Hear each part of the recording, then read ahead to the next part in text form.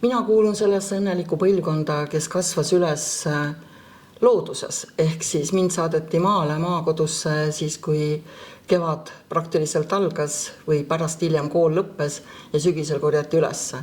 Et minu jaoks oli loodus, mets, jõed, meri, mis iganes üks osa minu loomulikust keskkonnast, mis mind ümbritses ja ka minu mängukaaslastest. Õnneks said ka veel minu lapsed seda tunda, ehk siis ka nüüdses maakodus meid ümbritsesid suured, paksud metsad ja me harjusime kõik sellega, et meie hoovi peal käisid metsloomad. Me kuidagi elasime nendega koos, seal käis ilves, seal käisid rebased, jänesed ja kitsepere oli meil nagu igapäevane külaline. Ja kui ta vahel jättis mõne päeva vahele või me näiteks ei järganud õigel ajal üles või ei vaadanud aknast välja, siis me juba tundsime rahutust, et kuhu nad siis nüüd jäänud on. Täna käisin paar päeva tagasi maal ja meid ümbritsevad nüüd lageraided.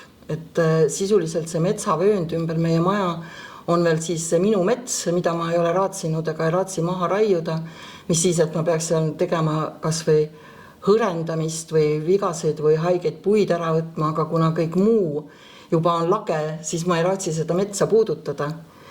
Ja lume peal ei olnud mitte ühtegi jälge ja ei olegi sellel talvel olnud mitte ühtegi jälge. Ja see on nagu hästi kurb, sellepärast et loodus, see loomulik keskkond, mille pärast me tegelikult ju tahame kõik sinna maale minna ja seal elada, et see on hakanud kaugenema. Ja see selline paralleelne koos eksisteerimine, mis näiteks meie peres oli normaalne, et meil on seal hästi palju nastikuid näiteks ja kusagil elavad rästikud ja vasskussid ja kogu see kirju maailm, mis aeg-ajalt mu lapsi ka natuke kohutas, sest et ka hundid olid seal kusagil ja ka karujäljed olid seal kusagil olemas. Siis ometigi selles oli oma mingi väga suur ja sügav võlu ja filosoofiline moment, et sa oled üks osa sellest loodusest ja sa saad seda aru, et nemad ei kahjusta sind ja sina ei kahjusta neid. Et näiteks nastik tunneb mind ära, kui ma lähen tema pesapaiga juurde ja ta ei jookse ära, sest et ta juba on tuttav minu jala selle tümpsuga või rütmiga, millega ma käin.